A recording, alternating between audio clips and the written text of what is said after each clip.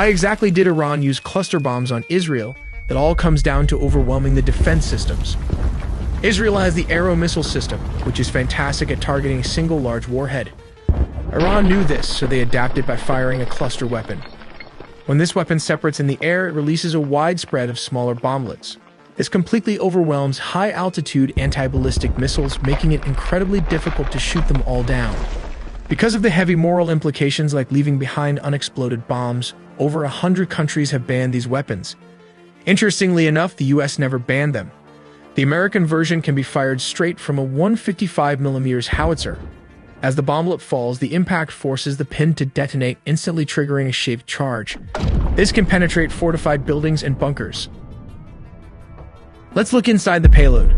Usually, when we think of a ballistic missile, we picture one massive explosion, a single 500-kilogram warhead designed to obliterate a hardened target. But that's not what we're dealing with here. These missiles are carrying something entirely different, a cluster munition dispenser. Inside a single Iranian cluster warhead of this type, you'll find anywhere from 20 to 80 independent bomblets. Each one packs about 2.5 kilograms or roughly 5.5 pounds of high explosives. And they aren't meant for precision. They are designed for area denial.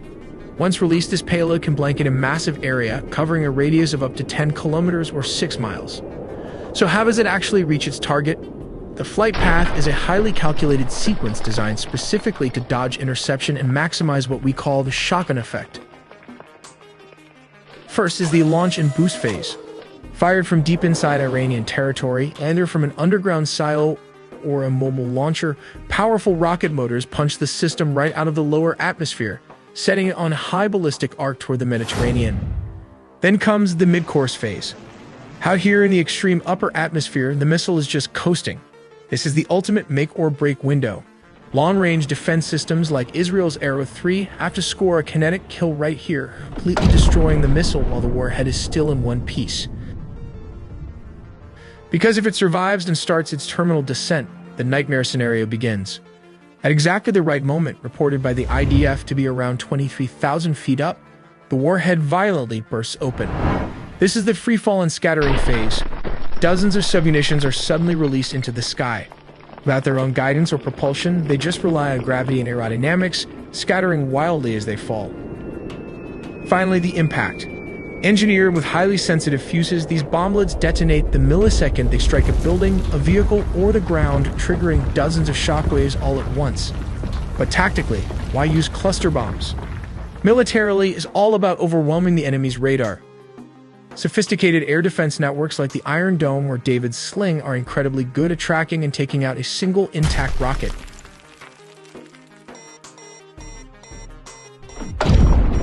But when a warhead opens up at 23,000 feet, that single target instantly shatters into dozens small bombs, becomes difficult to track of high-speed threats.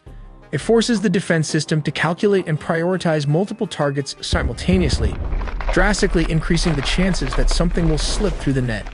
But how does a cluster munition works? A cluster bomb is a type of weapon designed to release multiple smaller explosives, known as submunitions or bomblets, across a wide area. These bomblets are usually unguided and scatter over the target zone due to the momentum of the main container and the influence of wind. The cluster munition unfurls its ribbon, indirectly semi-arming the shaped charge. It is at this stage that it becomes a lethal weapon, and the inertia weight takes action to detonate the grenade. The United States, Russia, and Iran are among the few countries known to use these weapons, just as cluster bombs affect civilians, both you and me.